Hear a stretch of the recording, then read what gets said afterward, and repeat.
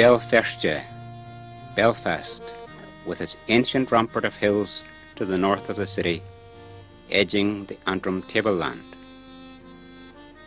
Many fine hills to be seen here, from Aughrim and Colin in the southwest, right over to Cave Hill and Carnmoney in the east.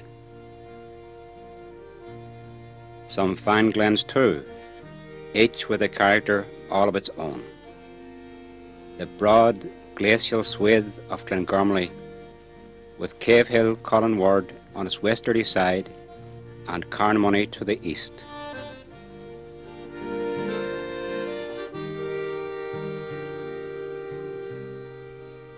And Carr's Glen, nestling discreetly in the lap of Squire's Hill.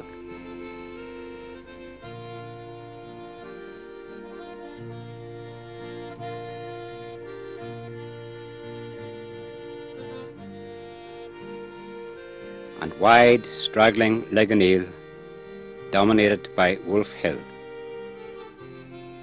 The Forth River rises here and flows down to Glencairn, where it meets the Ballygamartin River near the Children's Park on the Ballygamartin Road.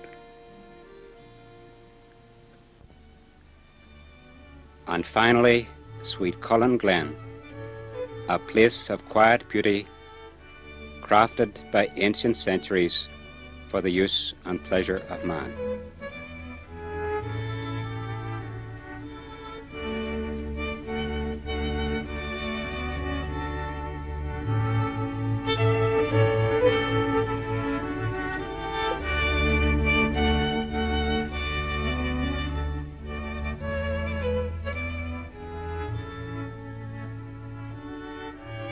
In the riverbed today, fossils give evidence of its antiquity. We find bivalves, ammonites and corals here, dating back over 200 million years.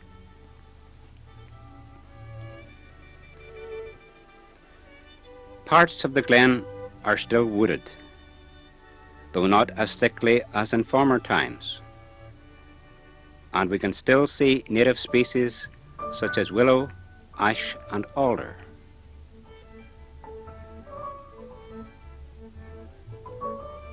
Apart from the trees, the flora is very extensive, with upwards of 120 different plants, ranging from the familiar and cheerful little herb Robert to the much less common Latharea squamaria or toothwort.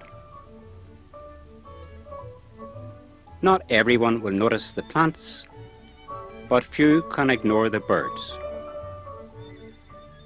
More than 20 species have found the glen a congenial habitat, and the keen ornithologist will spot kingfisher and kestrel, wood pigeon and willow warbler on his rambles there. Colin Glen is indeed the official name, but local people have called the place Mccance's Glen for as long as anyone can remember.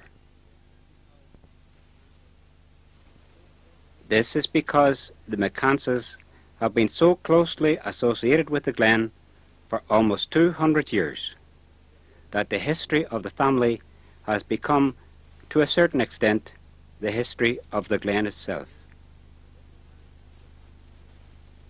Here is the local branch of the family tree. Starting way back in 1684, it runs right through to the present year of 1988. The lands in and around the glen were originally acquired on lease from the Marquess of Donegal's estate. At that time, this estate covered most of the Belfast area. This is George Augustus Chichester, 2nd Marquess of Donegal. This gentleman had a certain fondness for gambling. Not surprising, therefore, that leaseholders like Mccance were soon given the opportunity to buy out the lease and become full owners with freehold. The main reason for acquiring the glen was the clear, fast-flowing water of the Glen River. Mccance was in the linen business and needed clean water for bleaching and fast water to power the beetling machines. The family started bleaching linen in the Suffolk area between 1770 and 1780. The bleaching was done on two sites. The first was at Glenville, near the top of the Suffolk Road. There was a spacious house of some 20 rooms or more, overlooking the bleach screen and the dam. House and bleach green have both disappeared from the scene, but the old Glenville Dam remains to this day, now known as the Half Moon Lake.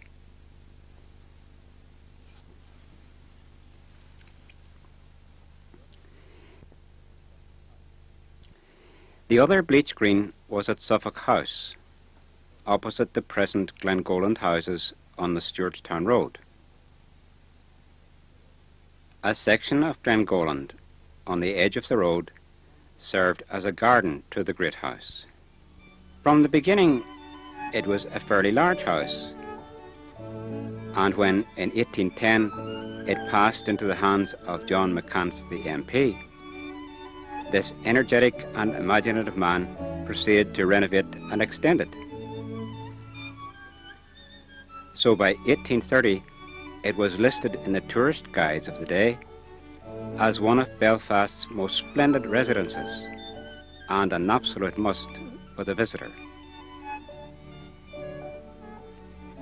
Here is its Georgian facade, looking southwards to Dunmurry and the Lagan.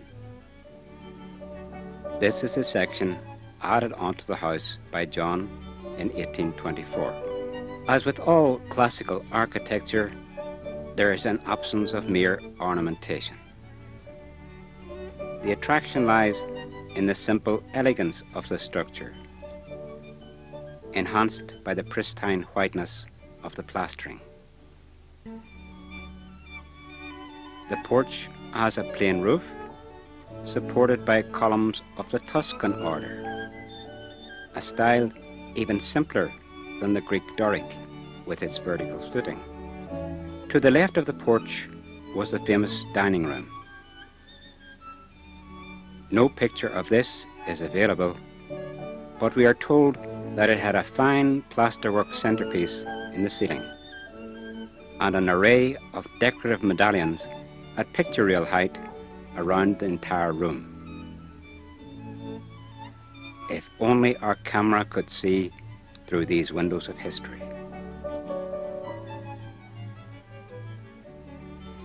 Another of the landmarks of the area was Woodburn, now a police barracks.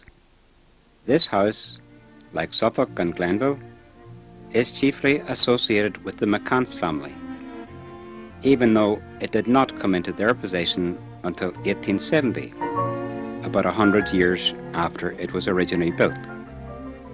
Suffolk House may have been the most splendid of the Mccance residences, but Woodburn is the best documented. This is due mainly to the detailed descriptions and illustrations provided by R.A. Mccance in his Childhood Recollections, a chronicle covering the early years of the 20th century. What strikes us here is the wealth of loving detail, especially in the sketch of the immediate surroundings of the house.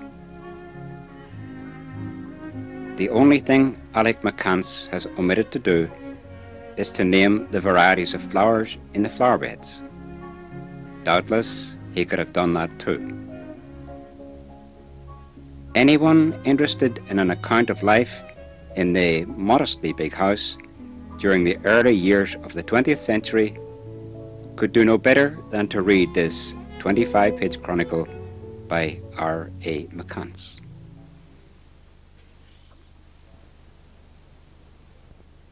A few hundred yards up the Suffolk Road from Woodburn House was the premises of the Suffolk Linen Company. The old gatehouse is still a prominent feature of the building. Built in 1881, this was the least successful of the Mccance enterprises in the area. The entrepreneurs were Finlay Mccance's son-in-law Robert Macaulay and his partner George Kidd. They leased the water rights of the Glenville Dam and constructed a pipeline to bring the precious water down to the new works. Despite all their high hopes, however, this company was never really profitable.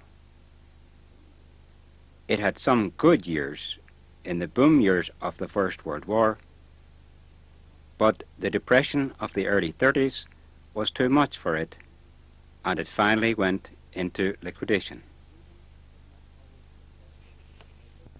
Even if not always successful in their business endeavors, the Mccances won a lot of goodwill in other fields of activity. This Catholic church at Hannistown was built on ground donated by John Mccance MP, who also attended the ceremony of dedication in 1827 to show his liberal attitude to other denominations. Although originally Presbyterian, the Mccances have long been members of the congregation of the Upper Falls Parish Church. This church was consecrated in 1861 and stands at the junction of the Suffolk and Stewartstown roads. In the course of its long history of service to the local Anglican community, it has relied on the support of many members of the congregation, and the record shows that the name of Mccance was seldom missing from the list of involved parishioners. But perhaps the most impressive evidence of all comes from a group of people who could normally be expected to be highly critical of the Mccances, their own employees. The Kilwee Bleaching Company was the sturdiest survivor of the family enterprises, staying in business until the early 1960s. It occupied a site between the Stewartstown Road and Upper Dunmurry Lane, and was the successor of the original company. Just outside the works at Kilwee, carved on a tree by one of the workers, was the following simple verse: "May the old Suffolk house never want a male heir, while the grass it doth grow in this valley so fair, and the clear water runs its beauty to enhance, may the Suffolk estate never want a Mccance." Fate did not allow the aspirations of this verse to be fulfilled, but the warm affection expressed in those lines is a fitting testimonial to that family whose name will ever be associated with one of Ireland's loveliest glens.